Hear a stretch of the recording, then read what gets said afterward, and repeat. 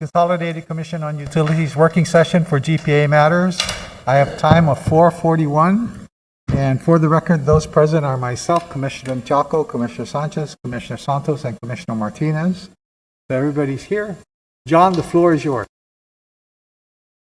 1, 2, 3, it's okay? Okay. I want to make sure that... All right, thank you, Mr. Chair. 6 items, issues for decision, if we may go to those Sure. first, and then I can do the GM report. First item is Resolution 2021-03. This is authorization for the procurement of property insurance for FY 2022 and FY 2024. As the Commission will recall, we have tabled this for the past 2 meetings in hopes that there can be some information back on the current provider in terms of costs. And John, I'd like to turn that over to you now. Yes. So we were able to get confirmation from our insurance provider, which is AIM Insurance, and through March. So what they said is they were able to get 70% confirmation on the rate to be about the same. If not, the most increase would be 10% insurance premium, insurance rate. So that was we were the last 2 meetings we said, can you maintain the rate, or if not, less than 10% increase. They were able to confirm that, and they were able to confirm 70% of the market. The 30% they're still working on. Okay. But I think they pretty much met the condition we were asking. Okay. That's good. So based on that, you want to issue the RFP? No, we would just, We'll move to Oh, we're pulling this off. yes, we'll table this. You okay? then Okay. Okay, thank you. Everybody seems to be smiling. Yes. I like that thing. Okay, John, the next one. Thank you, Mr. Chair. Resolution 2021-06. This is authorizing this is an amendment to the previous resolution which authorized both Guam Power Authority and Guam Water Works to jointly procure merchant services. There's some additional information from the GSWA board for your consideration to join us in the procurement. So, John, you want to provide that information? Yes. So the last time we asked for was to do a joint procurement of the merchant services, and we petitioned to the PUC. And one of the requests was PUC request was can you add that the resolution that we could include Guam Solid Waste Authority to the bid. So we got a resolution from the Guam Solid Waste Authority board, their board resolution authorizing to be joining with us on the merchant services.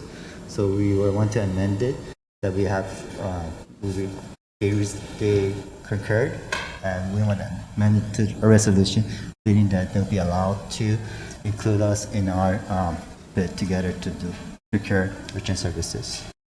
Okay. Commissioner Sanchez.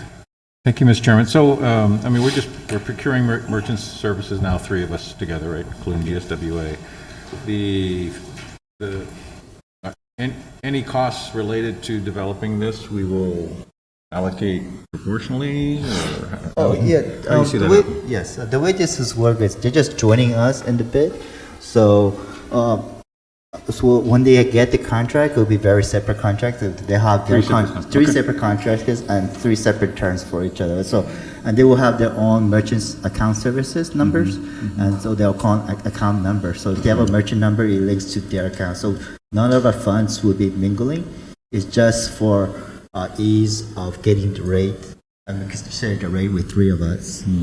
So, the irony was I was having to talk to Chairman Gale yesterday. You two can guess where. And it just struck me, what I said to him yesterday is, why don't we have John Kim talk to, I said, Mr. Gale from GTA knows you. I said, why don't we have John Kim just talk to GSWA and give them the bid we issued, right? But in effect, This is another way to do it, right? They join us, and I don't mind helping them, but it struck me that, what stops GSWA from issuing the same bid you did, right? Yes. And encouraging them to, act on their own, per se. But you're handling it well, there's no commingling, they're just going to ride on our, would there be something where their fee might be a little higher because there's smaller volume, or? Because we have a lot more volumes, if you combine. Absolutely. So they only have like 10,000 customer base. So if they combine with us, because of the sheer volume, they will most likely get better rate. Okay. I think their current rate is like 2.9%, which is very high. Yeah. Actually, GovGuam should, what I don't want is GovGuam saying, hey, can we join in on your merchant service agreement? I don't know why they don't issue a similar bid. They're even bigger than us, right? And they would get a much better deal. But anyway, so this is just to help GSWA and for us to continue our merchant services, yeah? Yes, that's correct. Okay. Thank you, Mr. Chairman. And they currently have merchant services at their locations, right? Yes, they So have. this will just to try and get a better fee Yes. for them to cut their costs, which I don't mind. Because right now, the way it works anyways, you and Guam Waterworks go out on procurement, but when the procurement's done, you have your own contract for GPA, you sign off, everything's all done. GWA signs off, and so you'll just have a third party who's just signing off, and they go their own way. Yes. Okay. Okay. The thing about this is, just to answer your question, Commissioner Sanchez, though, Gulf Guam cannot, for example, their biggest charges would come from their tax payments. Yeah, and tax law, especially in the Internal Revenue Code, doesn't allow them to pay fees. To do what? Doesn't allow, they can't charge for, any charges have to be paid by the taxpayer, because the taxman does not pay any fees. So on taxes, But it would be they're- a lower rate. no. They issued a- No. why wouldn't it? I just for your information, I'm just giving you some information, having been at Revenue Tax once upon a time. The taxes never pay fees. If there's an assessment of $1 for tax, they collect the whole dollar, and they may make no payments off that dollar. So what happens, that's why they have to pay for the privilege of using a credit card when they go to Revenue Tax. But wouldn't that fee be lower if they issued? No, it's not a question of fee, it's a question of tax law. Income tax, the Internal Revenue Code does not allow I people. understand that. Well, no, I appreciate what the chairman's saying, but, okay, so when I pay my taxes, I pay $100 in tax, use my credit card, and it's $3, I guess, right? The DRT adds a $3 fee On to top, me, yeah. and I give them $103, 100 for taxes, $3 for fee. All I was thinking is if they could get a better rate, I might only pay $1 for fee. And then they would still get 100 for them and $1 for me instead of $3. Because that's what I hear out in the community is, when they come here, it's. Yeah, they don't, there's no top fee. There's no fee on top. I get it. We absorb it. We I absorb understand it. that Revenue Tax can't absorb it. Can't I'm just saying, absorb but it. Yeah, okay. they could pass on a lower rate because their volume's got to be as good as our volume. Well, there are some other things that are, there, I'm trying to remember everything. There's some at the end of the day, there's some other prohibitions, though, from the tax code that doesn't allow stuff like that, and that's why they have to do the thing on top. Anyway, I was just mentioning that. Yep. Thank you. Thanks. Okay, moving right on. Thank you, I Mr. digressed. Chair. Resolution 2021-08, and again, this is authorization for a bond issuance to refund the outstanding revenue bonds. As you recall, last meeting we presented an update on proposal by Barclay, and actually more the information that about the interest rates in the market.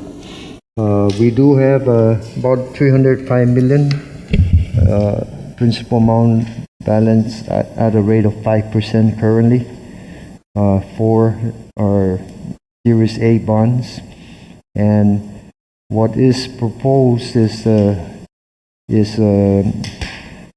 a 5% to a 3.35%, which will reduce our annual debt service payments by about $15.3 million a year. This is in line with our cost reduction strategy towards the funding of a new power plant with a decrease in rates instead of an increase of rates when the new power plant comes on the land, on the line in now about 2024. The four major strategies to accomplish we're going to be paying about 42 million more in debt service payment was to refinance this bond, retire some generating units for cost savings, no? Reduction of insurance premiums because we won't be again insuring Cabras 1 and 2 anymore and all of that, so that will have reduction. And also fuel savings from the very efficient power plant. So all of this, if you recall, will result in the, when the new power plant comes on the line, cost reduction and savings for the ratepayers. So again, this is in line with that. It seems that the timing is right in terms of going out. So, John, you want to add anything else? The resolution is basically requesting yourselves to authorize for us to begin the process, of course, getting the approvals necessary with the PUC, the legislature for bond legislation, and for GETCA also for the bond. Okay, Commissioner Santos. Okay, so first, I think this is a great deal for us, but on the, what is Barclays' fee for doing this transaction? And Gita's fee, right? Yeah. What are both? Yeah. Yeah. So I did talk to Sean about that, about their fees. So what they say was 5 basis point per month. So, no, so the question is, they're gonna charge us to do this transaction now, and then when we refund the actual bond in July next year, they're gonna charge us again? I don't think they're charging us. I think they're gonna be charging it in whoever, when we do the, I believe it was when they did the refunding, that includes the 5 basis point already. So I don't think there's a separate fee we pay them. Then, like Commissioner Taco said, where does Gita get their, Oh. this transaction or the next transaction? So this is just to cash advance refunding. So they secure the interest rate. So in next year, when July happens, the earliest I can do is a couple of months before the John, I December. can't go that far. Yes. I'm just more concerned about Yeah. who's gonna charge when. I believe it's gonna be charged. For doing work. Yes, they'll be charging in when they do the actual refunding in next year July. Okay, so the next part is, next question is, when you go to the legislature, Yes. you're asking to do which part? Oh, the advance refunding. Okay, what about the fact that Barclays is technically loaning us money? Yes.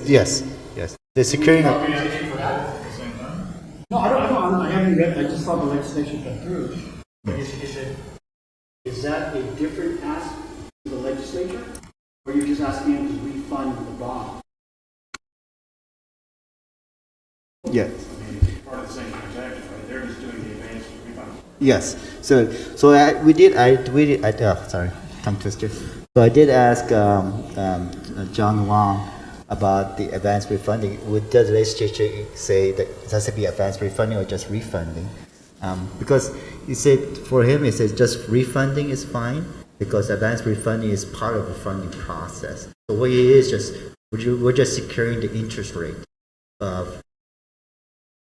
Yeah, like, so I'll go read the proposed legislation, so refunding authorization Yes. will actually take place in July. Yes. The authorization now to, basically allow Barclays to. Yes. That's technically what we're looking at, right? Yes. Okay, let's. I'm following up on that, so therefore, it's careful, we have to be careful because the legislation has to be very specific. Are there one, is there one transaction or are there two transactions? Okay, here's the thing. I think that's a big concern, John. And I think what you need to do is get a hold of Barclays first and the bond council and say, we understand the concept. We're just saying, is the concept clear enough for the legislation and for us so that we know at this point what we're doing is we're doing this part, and when we get to this point in July of next year, that's when the fee is due and everything, and that's when it actually closes. Or, you okay? Okay. So that's important for us before. Commissioner Santos. John, we start to go down the road in our plan. Are we looking for any further borrowing? No, not at this time. This transaction, right? Not at this time. There is one borrowing that we may consider, but again, we're looking at other options right now. The one borrowing that I see that the one investment that I see requires that may require bonding is putting in a transmission line, 115 transmission line to loop the whole island. The whole island? Yeah. The way it works is that under the Hanwha project or Phase 2 project, they're putting a 115 kV line from Talafofo, then Talafofo after all the way up to PD. And now that's already, from PD is already looped up to Agania. So what we want to do now is take from Talafofo on the other end and loop it to Agania. So therefore, Through Barrigada, right? through Barrigada. Yeah. So what happens with that now is that when we go out for further renewables, they can tie in to the 115 kV line without having, you see the 8.5 cents or the 8 cents from Hanwha, basically includes investment into the transmission.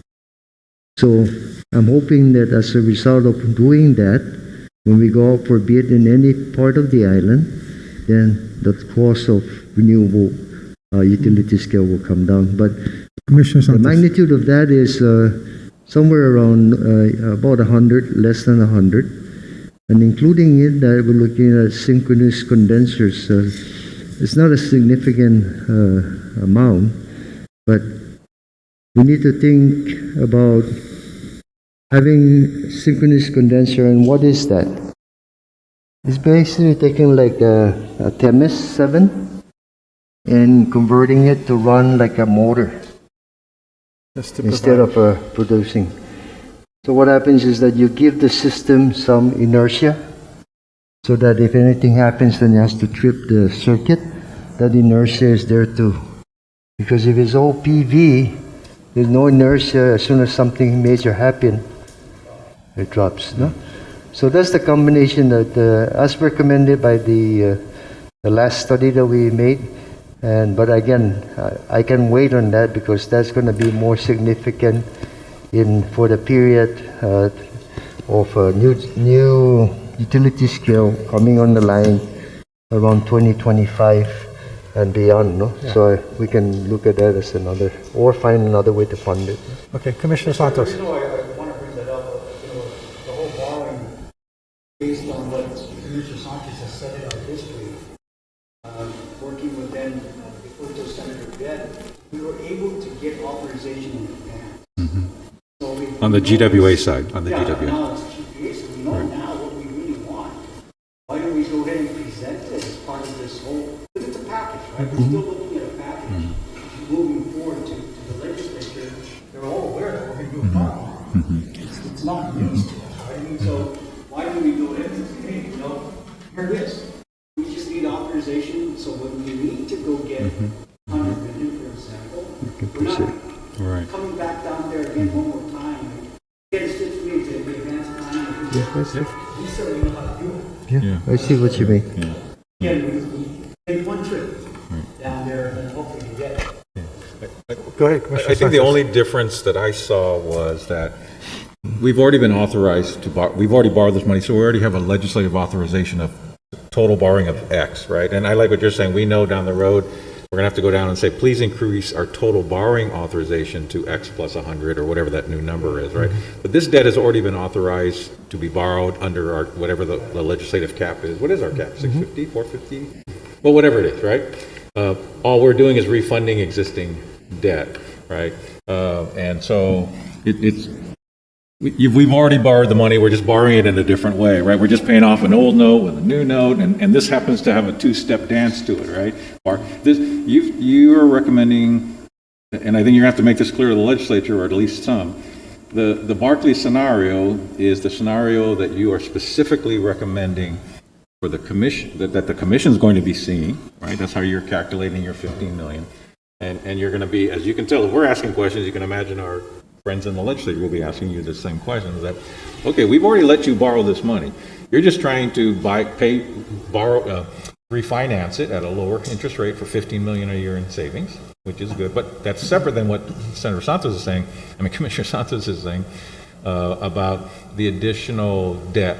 That to me is raising the cap. This is, we're under our cap, we're just refinancing a piece of our total borrowing for savings, right? And I don't disagree with Commissioner Santos. You can do that if you're ready to do that, but it also could be, the risk is, you go down the legislature asking to raise the cap and refinance, and as we all know, what you walk into the legislature with isn't always what you walk out with the legislature with. At least this authorization is already in place. We're just refinancing it. But I think you're gonna have to make that very clear to the legislature that we're just asking you to allow us to refund and refinance, right?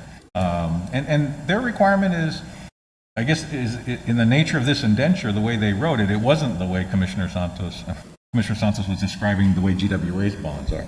Well, we got this big cap, right? We're actually having to have the legislature allow us, even though we're within the cap, to refund and refinance, right? So it's just, our history of borrowing is a little different than the history of borrowing that GWA was able to, and GWA was able to walk in with a big number. GWA was establishing its original cap. We already have a cap. We're within that cap. We're just refinancing some of this. And did John Wang look at this legislation? It's his legislation. He's okay with it? Yes. It'll do it, right? Yes. Okay, all right. And I, just for the record, there was a Citibank analysis that appeared to show a different and a better debt savings for refinancing, and I mentioned that to you, but the reason you prefer the Barclay model versus the Citibank alternative, if you can at least get it on the record, why did you favor the Barclay approach versus the Citi? No, it's the same approach. They're just doing advanced refunding. So Citibank concurs that advanced refunding will be better for us. So Barclay and Citibank concurs. They concur, okay. They concur. Where it's different with scenarios. What we wanted to do was smooth out the debt service The payment. debt service. Yeah, it was because even Barclay has similar scenarios. They have like 3 or 4 scenarios. We just picked one scenario that's more favorable for GPA that meets our mission. And the savings we enjoy now, the 15 million, does that mean on the back end of some of this debt, the savings drop? Yes. We're front loading the savings? Yes. So when we were trying to straight line, because right now it's kind of expired within 10 years, so we're stretching a little bit over 10 more years. So that you have more payments in the later years. But from the present value of all the payments, you still get about 4.9% savings. Which will meet the 2%. 2%. Yes, Right? yes.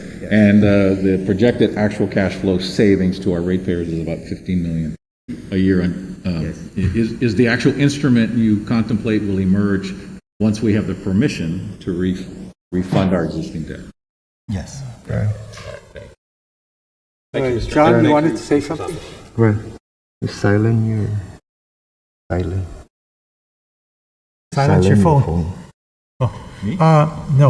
Yeah. Okay, the only other thing is that GWA, in their bond documents, they were given the authority to refund their debt without going back to the legislature. That's the difference. Yeah, and that's Yeah. because we got the whole Yeah. package. But that's why I was curious why this is just a refinancing of existing Yeah, but authorized debt. there's- Why but do we there's- have to even run back? But it was the nature of the way we borrowed the money In the beginning, yeah. in the 80s and 90s. Yeah, So, okay, so GPA will always have to run back.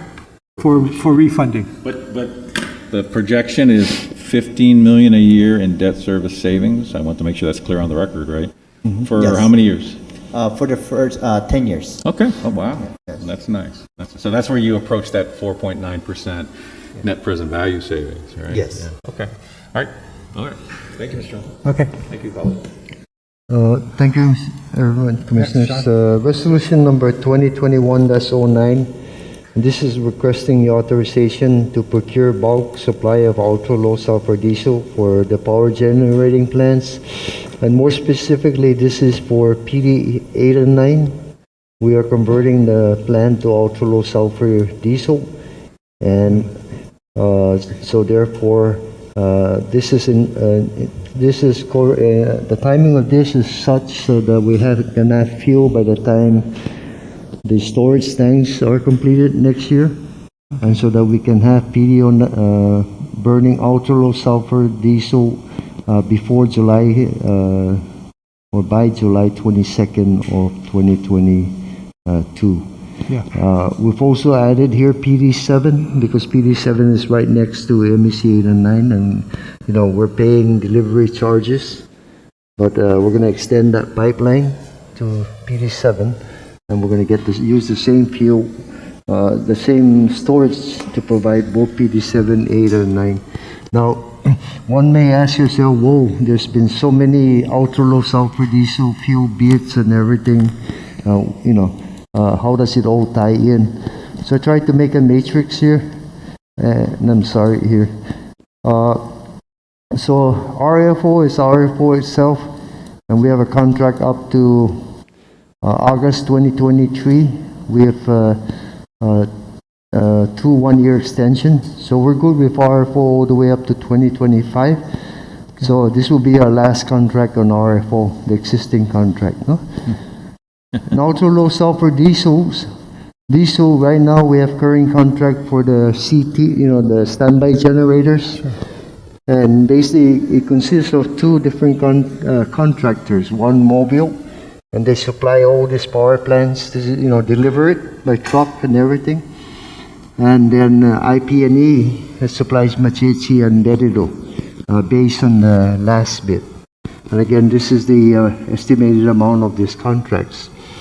So this resolution really is to put in now the PD 8 and 9. And again, the February timing, it's going to be around February, March, or April, have a contract, because of course we need to give the vendor time to mobilize, because they're going to be bringing in ships now and several 100,000 barrels at a time. No? And again, so then if they come in February, we'll meet the July dateline. And again, this is a 2-year contract with 3 one-year options. Now, the reason for this is I want to line this up with the next is one more major contract coming out, which will be the last one here for Ukudu. Ukudu is going to be our main supplier, bulk, over about 1.5 million barrels a year. And so therefore I hope they expect the price to be down. So I wanted to line this up, this resolution, so that when we go on the line on June 2023, depending on the pricing of this too, we can drop, we may not implement the options here and right into the bulk storage thing.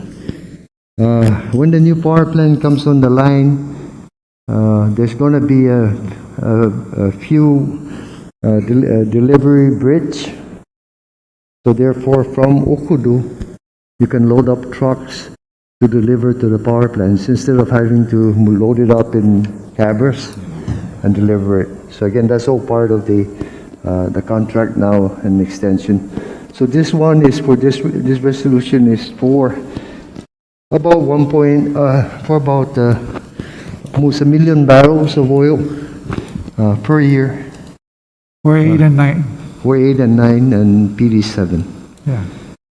that time. So that's what you have before you, Commissioners, for your approval, so we can get PUC approval and proceed with the bid ahead of time, so we'll have a contract in place. Our last RFO bid. Yes, So- we have done it. That's the last RFO. For the commissioner's information, we've been burning residual fuel oil since 1954, 55. Dang, The old Navy power dang, plants. we were just poor. So if Well, now some we're of us were, some are much burning older. ultra-low Yes. sulfur diesel Cut it at out. PD, once the new power plant is on and everything, even the whole PD area, the environment will improve in terms of the air quality, no? Because again, this is ultra-low sulfur diesel. This is 0.0015, I believe, versus 1.9, 2.0 sulfur. John, do you know who is currently bringing in ultra-low sulfur diesel for the service stations? Yeah, I think mostly Mobile and IP&E. Oh, they're bringing in each of Yeah, them? they're are bringing in, and Oh, actually okay. from the same time they're delivering to us. Yeah. But what I mean is, both those vendors are bringing in diesel? Yeah. Also, Okay. And now, so I expect them to also be a To bid on player this? in this Okay. one because this is something they know what to do. They familiar with and do all the time. So well, hopefully we they get a should cut good their price price. down because the volume's going up. Yeah, substantial volume. Hopefully you get a good deal. So Let's the hope. first volume is 1 million, then the following will be $1.5 million for. But it's still gonna be market rate, I mean, right? I mean, at the end of the it's day, going to yeah, be tied into the market rate. and then yeah. we're just really bidding out freight and insurance. Yeah, the premium for insurance, yeah, that's correct. So that's Okay, this any questions? resolution. Commissioners? Okay, next, John? Thank you, Mr. Chair. Next one is 2021-10. And again, this is for professional printing mailing services. And I'll go ahead and run through this a minute, and then John can add on to this. We have a contract currently with Graphics Center that does our billing invoices, very critical to our revenues, no? And then and also newsletter and all those type of activities. And we had exercised the base and the option years, and we did have a bid go out. Unfortunately, the bidder that came in did not meet the requirements. So therefore, we're kind of stuck into having to request to continue to exercise on a month-to-month basis up to about 8 months as we proceed with the bid and get an award. So whichever comes first, if we get an award in 3 months, then that's it. But the other part of this now is because the total contract for the 5 years and an extension will exceed the 1.5 million threshold of the PUC. We need to ask for your request, and therefore we can advise and also the PUC, no, because the contract itself is really about let me see, 200. It's like how much a month, John? For the contract itself is for 300,000 for 8 months. So it's not a big significant contract. It's just that we've been, when you take that per year, you times 5 years, 300,000 per year times 5 years, you're at 1.5. And we were hoping that even the current contractor bid, unfortunately, some mix up with themselves and they didn't bid. So we have a rebid on the way here. But again, just because we also need to report this to the PUC, no? Out of transparency, that we don't want them saying we're just exceeding the threshold. So that's for your Commissioner consideration. Chalco, you had a question? Oh, yeah, GB actually answered it in his explanation. So the current contractor did not bid That's correct. because, John? Yes, we did ask why he didn't bid, and apparently during the pandemic, he wasn't getting any newspapers, so he didn't know about it.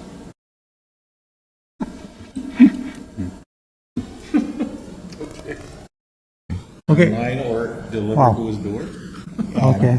or at the coffee shop? and you guys can't do this on your own, JB, at that price? We can do it? Can't print them on your own? Oh, we could print the bills, but provide the slide presentation. We'll just give you more details. So, sorry. So what we did is we went for the old bills to the new bills. Within that, if you look in the very far right on the new bills, there's like barcodings. Those are for the postal service code that actually give us 25% discounts on our postage. Our current system we've been asking our vendors to create the capabilities, but they were not able to do it as of yet. Still working on that solution. And the other one is we do have mail inserts. They're charging us about 10 cents for this. This is we don't have a capability to insert to this mail insert. And we do have a folding machine, so we could fold the bills. And we probably have to do it manually, insert it. But if you want to do a newspaper, we won't be able to do it. And so the other bidder, there was one other bidder? There was one? Yeah, there's one bidder who bid it, but they didn't have the utility experience, the volumes that we require. So what kind of bid was it? What kind of procurement or solicitation? Oh, just for printing bid Invitation. bills. No, but it required past performance? It required past performance or Yes, one of experience? the criteria was past performance, and they didn't have past. They did not have any experience with utility companies. That was a requirement in the solicitation, that they had to have a certain amount of experience with the utility company Yes. for printing. For printing. John, so I'm a little confused. You can help me. The current contract is expiring or already expired? I believe it just expired recently. On the 18th? 3 days ago. 3 days ago, 4 okay. days ago, yeah. Okay.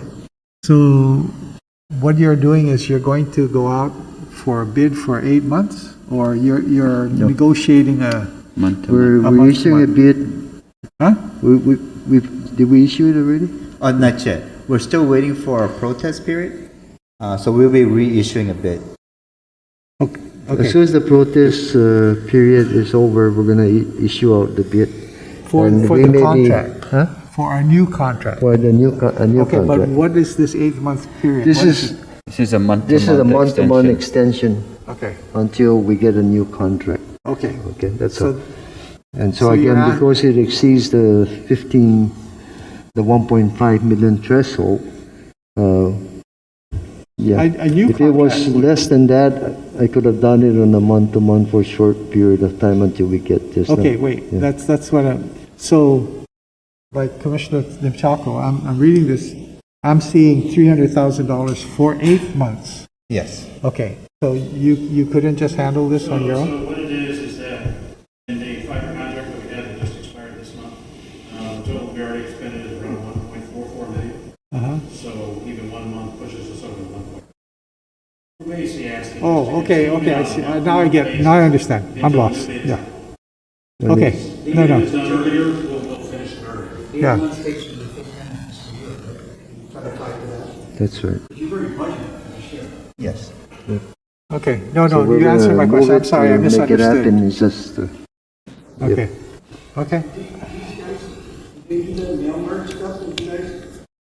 I can understand some of the complexity of what they do. Yes, it is. It's not just for, no, it's, Yes. you give them the database, they plug it in for you. Yes, so we give them the bills. What they do is they have a user postal code. They merge a database that creates the bar funds. So that's so when we have a bill issue, it's usually the merging that we're having problems, and that takes that alone took us about 1 year to perfect. Sorry, it's kind of funny. I mean, you guys produce power for the entire island, but we can't do the mail merge or the barcode. Sounds a little questionable to me, to be honest with you. Because we're the bar business, not the mail merge. The mail merge? I could do a mail merge on Word document. Commissioner, we will look into your question a little bit more. Okay. Yeah. okay. Okay, Any other questions? No? Moving along, go. last John. but not least, on the resolutions, Mr. Chair, GPA Resolution 2021-11, coupled with GWA Resolution 17-FY 2021. I understand that you may have asked some questions or more additional information on this from GWA at their last meeting, so I will table this for now until Tuesday's discussion, unless you have something specific for us. Miguel didn't give you the 37 questions? He's been a very Tuesday's only a few days he's away, been a right? very busy man the past 2 days, from my understanding. Okay. Thank you very much. That's it. Okay, John, your GM report. The very short version. Yes, yes, Mr. Chair. Interesting though, short but interesting. All right, finally. Big demand, finally. I begged that question, didn't I? I'm sorry, they're all interesting, John. Just this one will be short. Here's the peak demand now for 2021. This the blue one is 2019. This was during the pandemic. As you can see, we're higher than that. So the peak last week, 249, has been the highest in over a year and stuff. So I anticipate the peak this coming year will be over 260 megawatts. In terms of net generation, as you can see again, we're hovering above the 2019. So you can expect sales to be up to the 2019 level. And again, that is several million above the 2020. Remember, we lost some money in 2020. So again, this is where our revenues is and the demand. Next. Again, here's the monthly kilowatt hour sales. The net generation and the sales are kind of almost parallel. But if you take out the line losses, then you get sales. So that's why I always give you both. Because sometimes the sales lag, because accounting really has to get all the pennies counted. Where I do the net generation, which gives you, we get from the power plant on a daily basis. So that's tracking. Here's the average cost per kilowatt. And again, blue, we're up in the fiscal year 19, we were about 25 cents a kilowatt. Then through the pandemic, we dropped as low as about total 18 or 19. But this is the average bill for a residential customer. So now again, it was holding that way in 2021, and then it went up. Remember, the LEAG went from 8.6 to 11. And so here we are around the 22 cents a kilowatt hour. Next, net metering growth. Again here, we do have 2,182 customers, 26.5 megawatt. So we are over the 26,000 kilowatt threshold that the PUC set. So I think this summer we'll be reviewing the other docket that talked about avoided costs and all of that. We are completing some reports required by that docket, and we should have it done this summer. The growth, again, What growth? So again, this is, looking March 21, I think 8 was installed, no? And John, there's been no change in the NEM. There's been no change in, the procedures, the specs for signing up a individual solar No, customer. just the batteries that we mentioned, and we're starting. I think it was just this last month But that we we just started that. really. But so it's just this past month, so it's not. It's not an impact. So even though GPA has changed absolutely nothing when it comes to the reimbursement of an individual solar customer, the fact that they're only bringing in 8 customers a month, down from 100 a month 3-4 years ago, can't be blamed on anything GPA has done, right? No, I mean, nothing. we haven't done anything. We're proposing changes, but right now, so, I always like to note that, because they seem to be blaming us that they only have 8 applications a month, when they used to have 100 applications a month.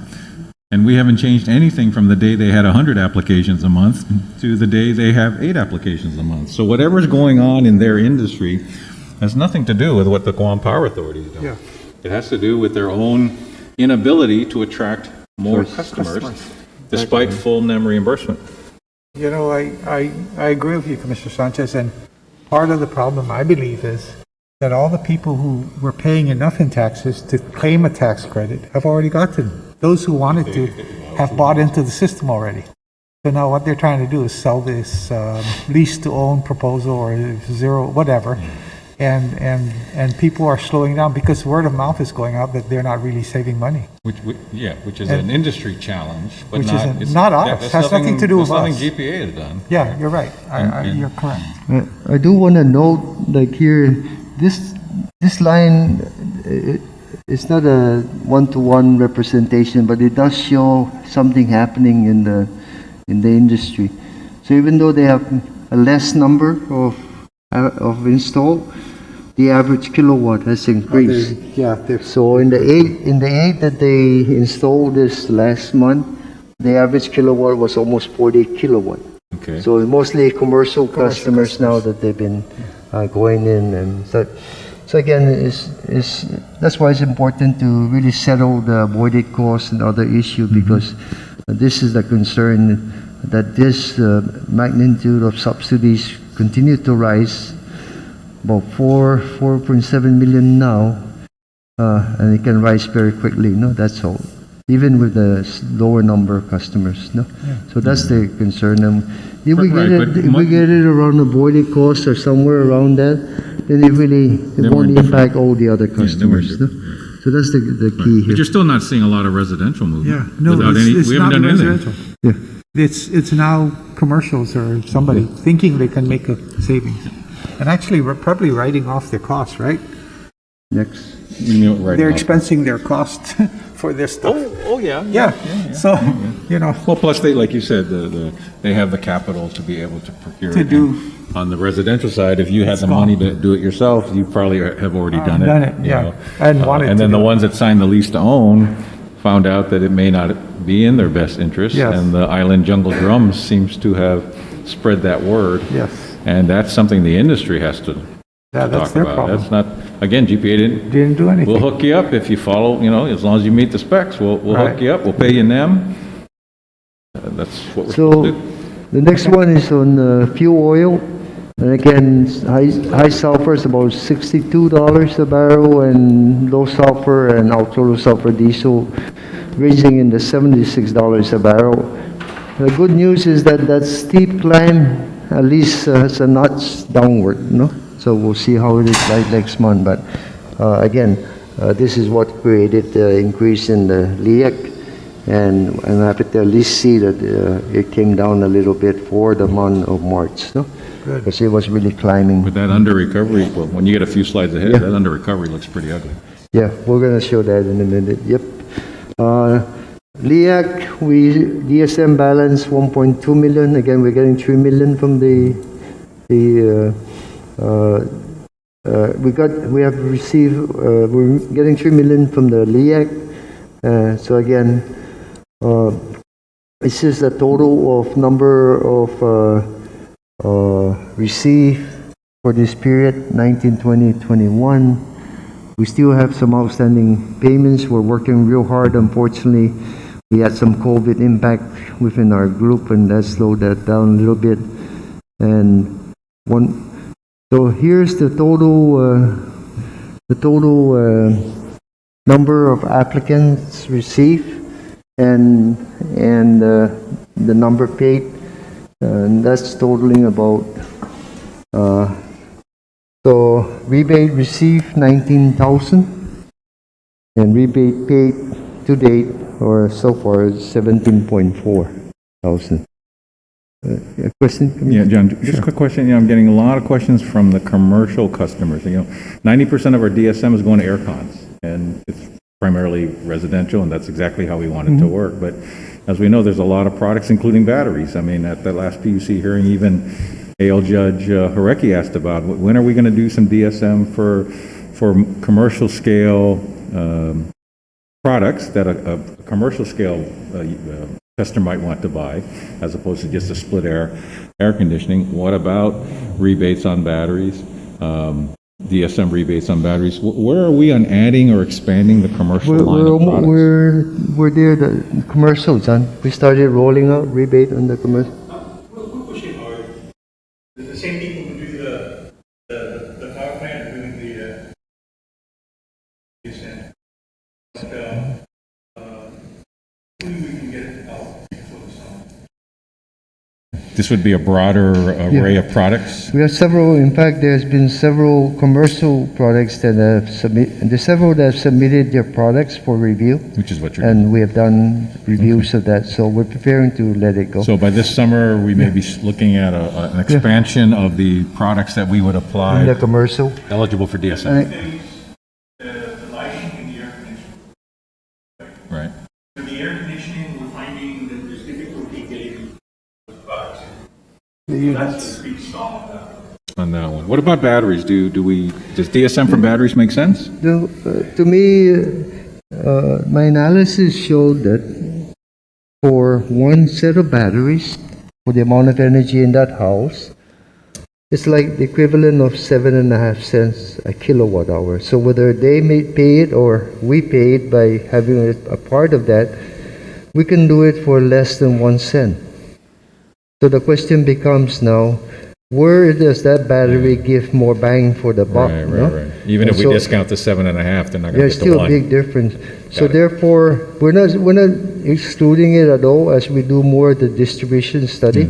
We may find an area that could help us there, or that brings value to that. So, but again, right now is the DSMs are rolling, and that's something we have to continue to look Okay, at. thank you, John. Thank you. Okay. Next. Okay, go ahead, John. Again, the public hearings, we did go to Agadne, Asan, and Derrida. Most of the hearings were the participants were in Aganya. There was none in Derrida, in Asan, and one in Derrida. So basically the same answers. So it's on the agenda for PUC next week. The other one is the fuel oil is on the agenda next week. I'll be there to attend. The appeal on the phase 3 again, this is just to give you an idea. Scheduling and all of that, you're looking way into the summer before we get closer to a decision, which is not anything we can do at this point.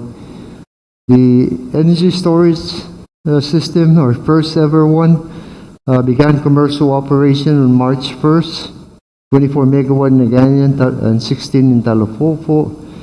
We're scheduling a ribbon cutting ceremony. I'm sorry, we moved it to May 14 so that the availability of key personnel, key dignitaries are there so that they really get a chance to feel and see that this is, part of the future really.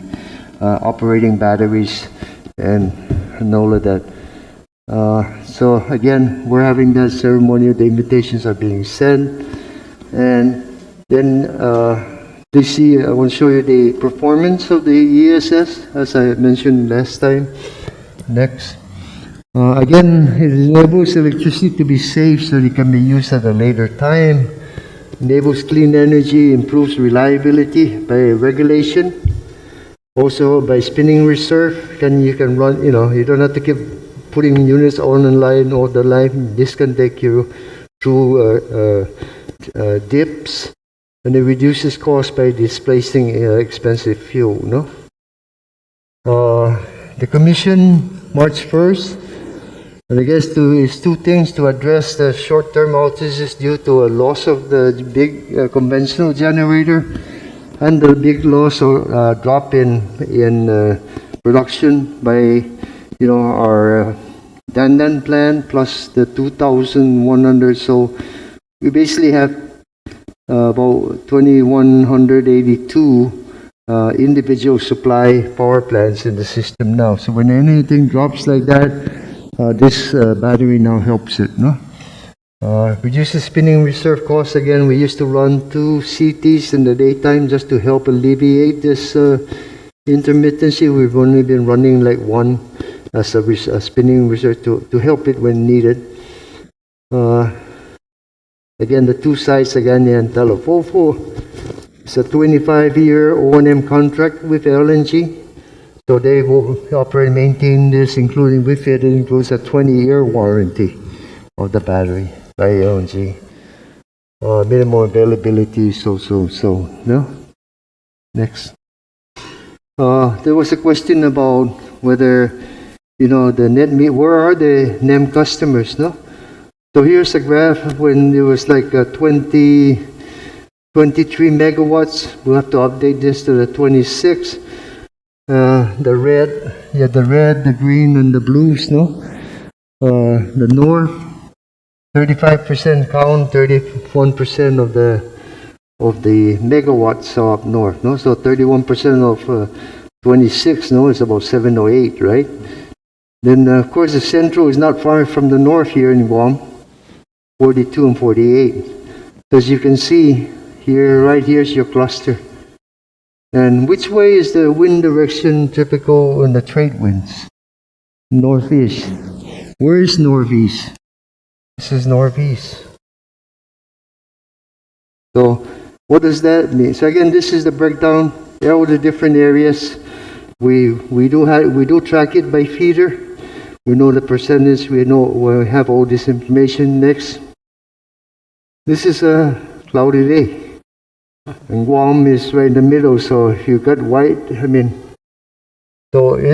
not saying that all of them individually has the same impact as London, but they all Collectively. react the same way and all create the same issue, no? With that kind of cloud. Yeah. Next. Again, I showed you and the proof in the pudding when there were only 8 megawatts, if you will, of a solar rooftop. We didn't have outages, no. But now when we're at about 20, this is about 23, we had 26 related outages. So again, I'm showing you the performance, leading you up to the performance of the battery. Next. The battery is 24 megawatts, 6 megawatt hours. It means you can run 24 megawatts for 6 hours. For like 15 minutes straight continuously, or half of that for 30 minutes. So this is for intermittency. And again, frequency regulation. Next. Here it is in Agana. And again, this is what it looks like. Next. 16 megawatts for 1 hour at Talafofo for ESS. And next. It's right behind the right behind the Talafofo power plant, diesel power plant. Next. Here's the infamous everyday from London, but different days. This is what's coming out now. So the way it works is that you have this coming out in one end. Before they come into the system, the battery is smoothing that out. No, reacts very quickly to smoothing this out, so that this we can adjust to. Just like you do normal from one power plant to the other. Next, here it is. We have on the same day. So they were testing it. ESS on, ESS off. No. Next. Again, this was on November 27. The same thing. The whole day right here. And see here, this is what creates going up is not as much as an issue. It doesn't really trip anything unless it real overspeed, but we have controls for that. No, we haven't tripped on that scenario. But here, this is whenever you get these spikes down this way. That's the one that trips customers out there. Next. Again, I showed you this for every stage. These 5 circuits, and each circuit is about 2,000 to 3,000 customers involved. So it's a big impact to the customers, number of customers out there. The more outages, the bigger the megawatt loss, the bigger the outages. Next. Here's previously in 20 and 21, before we had the battery. we lost as much as 14 to 20 circuits because of a loss of one a generator or the solar farm or anything like that for one reason or another.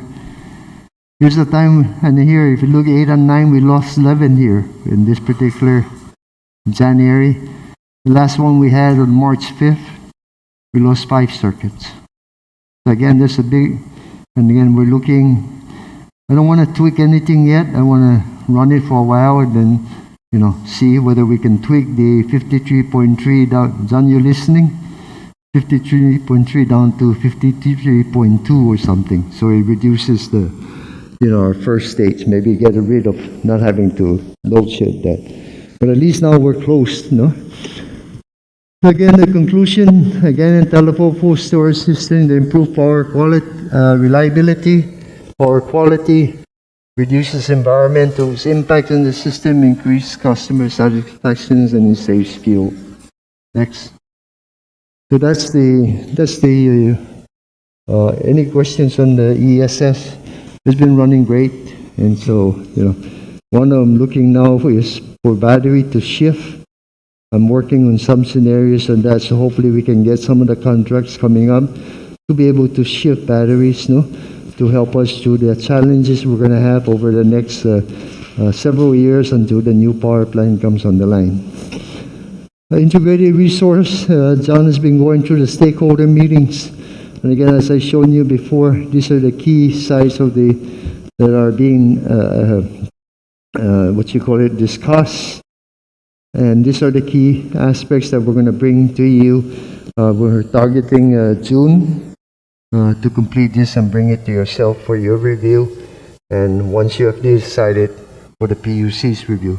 Now this is looking now getting towards 50% renewables. What we need to do to get to 50%. So this is the plan that is going to be before you.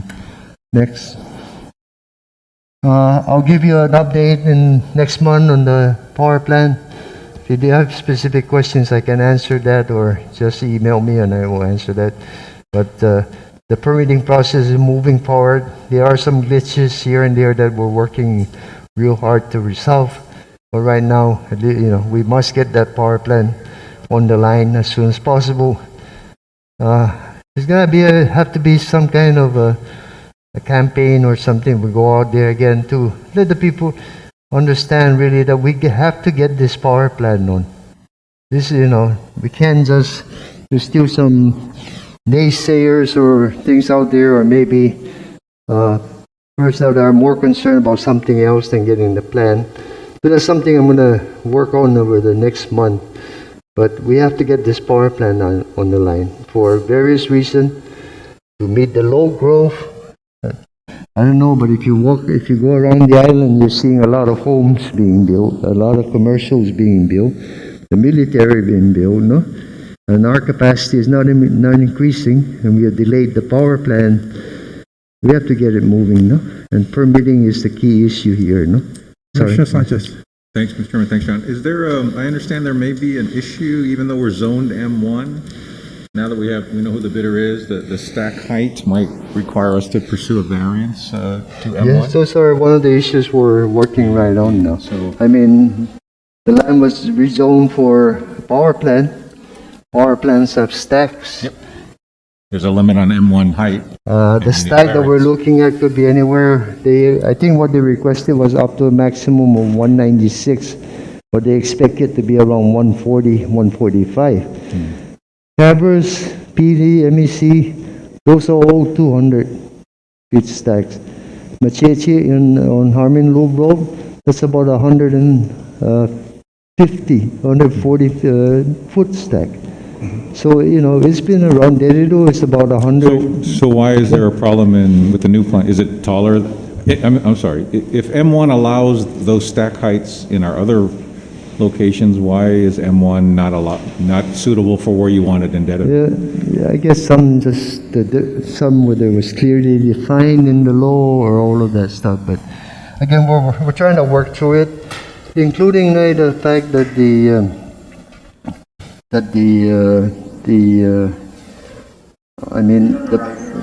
reason for the power plant stack height, one must remember that the higher the stack, the better it has to be at a certain height to allow the emissions to.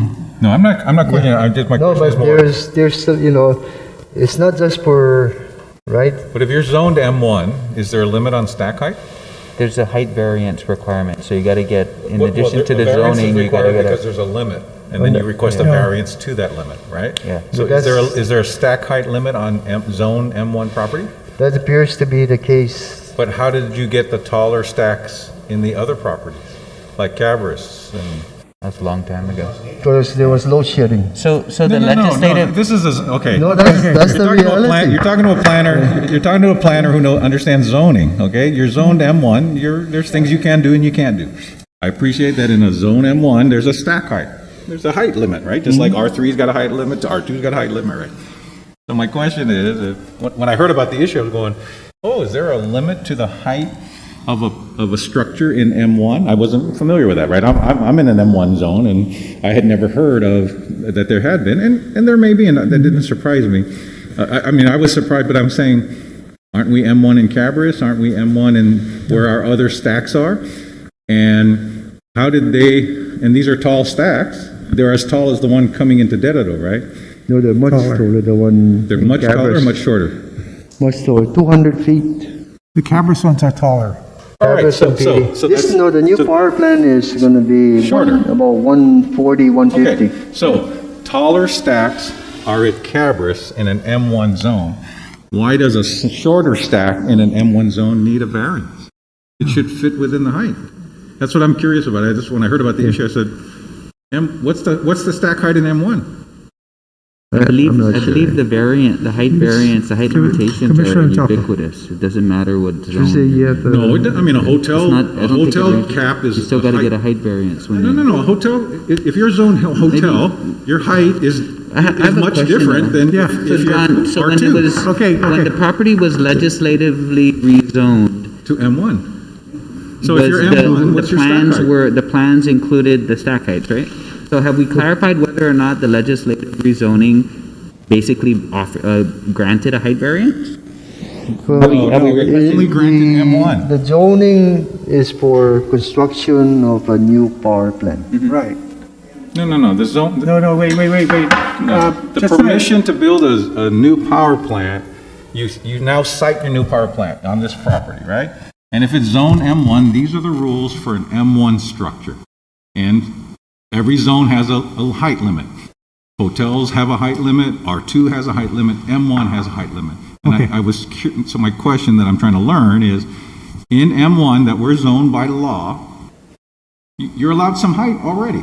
And if you're underneath that height, you don't need a variance, you just build the plant. And this plant has shorter stacks than our other plants, and our other plants are in M1. So if those other plants with taller stacks can be in M1, why can't our new plant with a shorter stack be in M1? Why do you need a variance? So that's why I'm confused. Okay, so let's move to our existing plants. Our existing plants, the majority of our existing plants are not zoned. Not zoned? No, they're not. They were built Okay. So and is there a whether, height limit on M1? so for height limits generally, except for hotel, it's 30 feet. M1, there still is, for M1, I just want to make sure you understand, there is no permitted use for power plants in any of the zoning laws. That's one of the reasons why we went through the legislative rezoning. What did they zone us? M1. So it's M1, and the GM is correct, it's for the construction and operation of a power plant. And so just like the GM said, a power plant is not just a generator or a few generators, it's everything that's attached to the power plant. right. Like the Not stack. just the stack, but also fuel, substations, anything that's attached to that. So we have several buildings and appurtenances that are above 30 feet. And your question is exactly the same question we've been asking. If the legislature knew that this is the purpose, that the purpose of the rezoning was specifically for a power plant and everything in it, there was an assumption based on everything that we have, including warehouses, that it's going to be over 30 feet. So why are we going in for a zone variance? Okay. Well, or when you ask for, when you asked for the rezoning, you should have asked for the, we should have known there was a height limitation and asked. That was, we reviewed not the docket, but we reviewed the minutes, and there was always an assumption, I think, on our part, and it was never specified.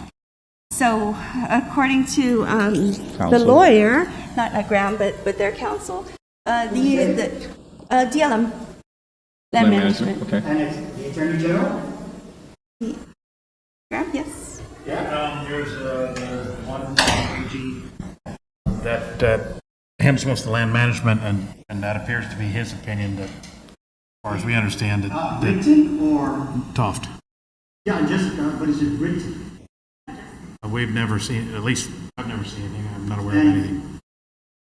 So, AG has issued a verbal opinion, basically, on behalf of land management, stating this, and our position is, no, we don't agree with you. And what's the next step after that? No, I'm not sure. Okay, I mean, Or request a variance. Just Yeah. request a height variance. Right. I mean, And that's land use. Or do both, And you go to at the same time so that you figure out which, you're successful in one or the other. Well, and it sounds like, I mean, lessons learned, we should have been more specific, whether we go to GLUC or the legislature, because I now have to go to somebody. Just in the process of getting an approval, we weren't as specific. We assumed that M1 meant we could do whatever we wanted, and now we're learning, well, in the opinion of, Permit subject to getting this corrected, the two avenues that we got? Or are we just pause? We're in pause mode right now. well, the other thing is our disagreement also happens to be with the developer. I mean, they and their engineers seem to feel that, notwithstanding our thoughts, that they need to go for a height variance. So KEPCO has filed for a height variance. oh, so they are going to GLUC already? You're in the They're process. right now, It's so- just, Okay, okay. Then we're good. Yeah, they're in I the was process. concerned that we were going to run back to the legislature. I'm much happier that we're at GLUC, and one of the key players there was help Senator Adder write the bill for the plan, right? And now and Joe, nobody knows more about land than Joe Borja. He knows the history of the project, he knows the intent of the project, and he's at GLUC, and I'm happy to hear that our partner is going through GLUC versus asking us to run down to the legislature and clarify that enabling legislation, right? And so, okay, so our partner with our help is going through the GLUC variance process. Okay, thank you. I'm just giving the heads up that this the type of delays that will continue throughout. Yeah, it happens. Okay, and if it happens, then there is consequences, no, because of the. Okay. That's all. John, just a minute. Yep. John, just a minute. Do you have any questions? More questions?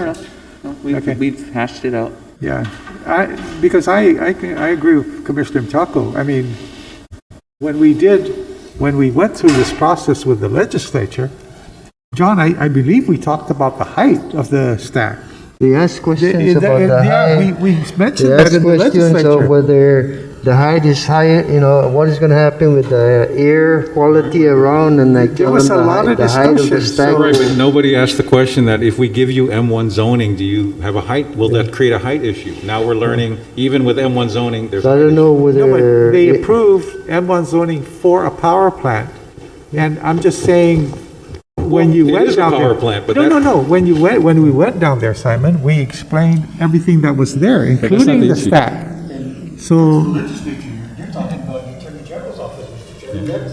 That's its own country. Well, and I don't think the issue, I think the legislature approved M1 zoning for a power plant. What the with the legislature. stack, with the stack in it. Right, but nobody read, when you open up, okay, now that you're M1, what does that allow you to do and not allow you to do? We didn't realize, one of the things we're not allowed to do is height.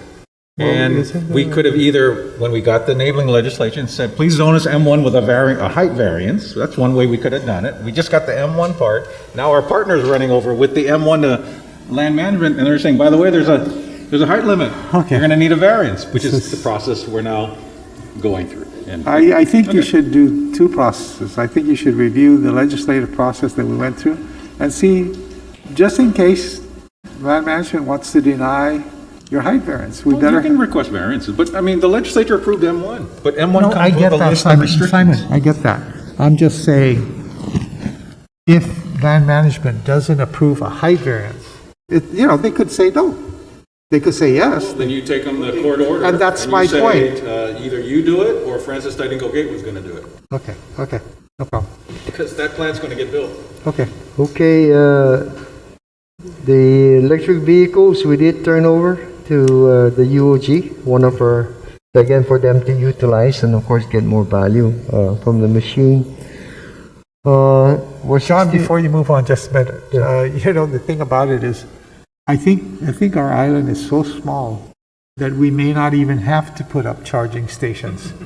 I mean, if everybody charges their vehicle at home, and that's one of the things I hope they do at the University of Guam, is use that vehicle and be able to prove that these people are charging it at night, using it during the day, running around. And, in the States where you have to travel hundreds of miles, yeah, you need a charging station. But Guam is fortunate to be a small island. We may come to the point where we say, we don't need even to do a charging station. Just start selling more EVs. That's my point. I'm sorry. I digress. Go ahead, John.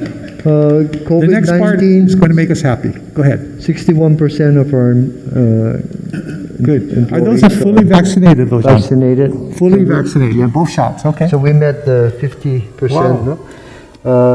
KPIs, I won't go through all, it's basically what I showed you earlier, Okay, highlighted. we'll look at it. If we have any If you want to questions, look we'll at ask it, if we have questions, but it basically, so CFO, John, John Kim? here you go.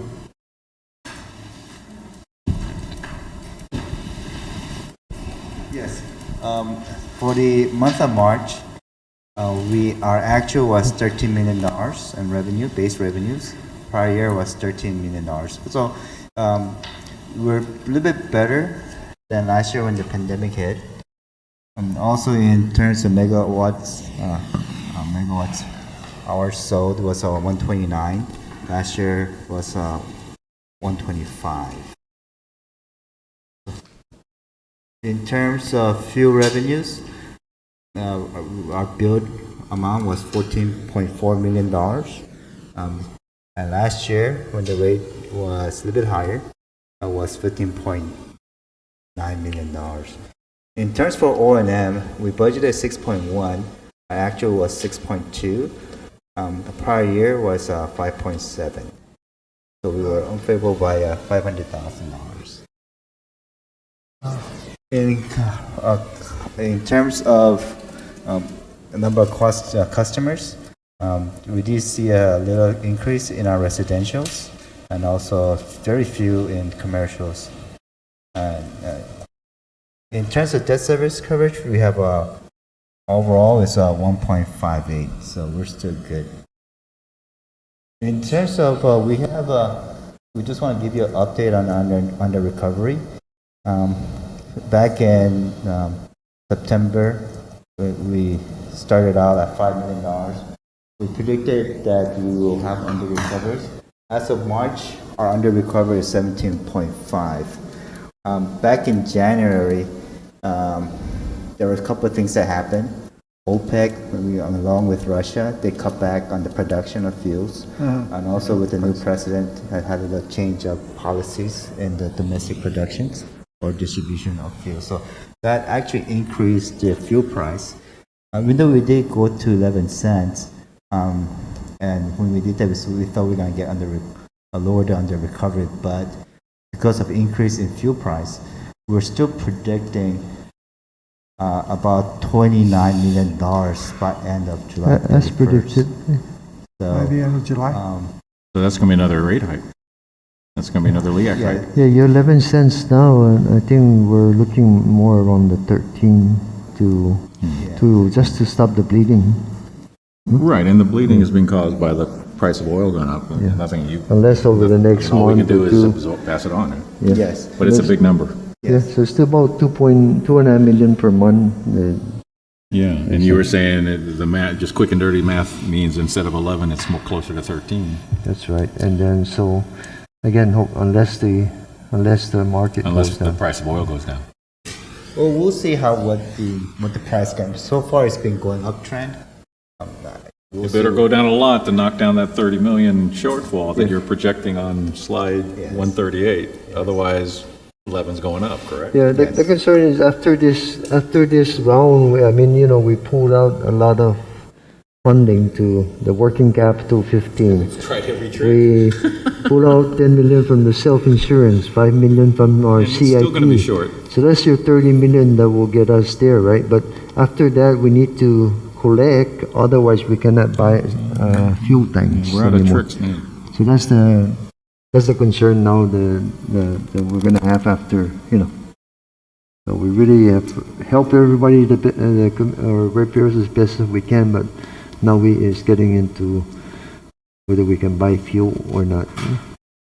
And I'm sure we'll find a way, but You find a way to control oil but we prices. can't do it. It's not sustainable. I mean, you know. No, I understand. We have to go back and And we're, reverse the trend in terms of recovery. and the Middle East acted and Russia acted. There's nothing you can do about that. No, right? nothing But I that's can what's do. driving up the price, which is making the negative grow more than we'd like. Yes. So the next chart just shows the dramatic increase in fuel prices short period of time. Yeah. Just between more. And, Go ahead, sir. Last slide is just the prepaid, which is going to give you. We're steady there. It's still there. I mean, we're trying to collect from them. And that's it from finance side. We have, Tricia, you want to mention about the work with the DOA? Yeah. So as of this afternoon, we have 2 batches that DOA has asked for customer information. So that is about 50, a little bit over 50 customers. The payments range from $100, less than that, to over $5,000 per customer. So we don't know how many batches will result in, but they're already preparing for batch 3. And it looks like they give us about 20 plus each batch. Yeah, so I'm hearing that program is harder to qualify for, and even though you may owe GPA money, and then you run the GURA, right? And then you fill out the application, when I hear Mr. Topazna speak, he's saying it's like 30-40% of the applicants aren't qualified for whatever their unique income requirements are. Because, I mean, what are you getting, 50, 20? Right. So that program may not be as helpful as we had hoped. We're doing everything we can to cooperate with the program, and those that are eligible under GORA standards, that's going smoothly. I've heard you say it and Mr. Topazna say it, but I've also heard Mr. Topazna say, and you're confirming it, the problem is when you apply for that program, the income requirements of GORA that are applied to that program have unfortunately made it harder for some customers to qualify for the aid. And therefore, it may not be as helpful as we hoped it would be. It'll help. It's helpful to some, but Right, we're also waiting for the mortgage assistance program, so I believe that the rules haven't been finalized. But we're hoping that that would also assist some of our ratepayers. but how does that get us money? You mean there's a different criteria for getting your power bill paid than there is for getting your mortgage paid? The current program that DOA is running is the emergency rental assistance, so it's for renters. There's a new program for homeowners. And so similar to that, it helps pay your mortgage, utility, and some qualified utilities. And you think your understanding is it's easier to qualify for that? You know, we haven't seen any of the rules, So we're not. we have no we idea. hope it's better, but. Right. So that was And then John, you're going to have the full financial on Tuesday, or are you? Yes. Okay, that's fine. Thank you. No problem. Tuesday's fine. Okay. Is that it, John? That's it. I'm gonna table the workforce presentation to next month. Sure. We're Okay. running the numbers and everything, and the key there is, okay, we're down to 338. No? Okay. Just out of curiosity, John, you know, you did real Sorry, well. 438. You did real well in terms of the vaccination. Are you coming into any resistance of people who don't want to get vaccinated? Because we asked that question only because in GWA they they seem to indicate that there was a little bit of a hesitancy in some of the people. Are we running into that or no? A very small percentage, sir, are doing Okay. that. We have a lot of people who were undecided or leaning toward not getting vaccinated early on, who are getting vaccinated now. And then some people who haven't been vaccinated, it's because their doctors suggested they not. Oh, okay, yeah. No, that's okay, but It's working just its that, way. it's just that what GWA told us on Tuesday was that some of their people were hesitant in getting vaccinated. It had nothing to do with their doctors. The doctors part, we totally understand. But you know, it's interesting. You're not finding that resistance, that level of resistance. Okay, thank you. That's it, Mr. That's Chair? it. Motion to adjourn? What time's our meeting Tuesday, Mr. 4:30. 4:30 Tuesday. Yeah, we've amended the notice to the public. So 4:30 on Tuesday. Everybody? Okay? Motion to adjourn? Or we want to stay here? Anybody want to make a Stay motion? another hour. Come on. So, motion to adjourn. Is there a second? Second. Okay. All right, let's go. Hey, guys.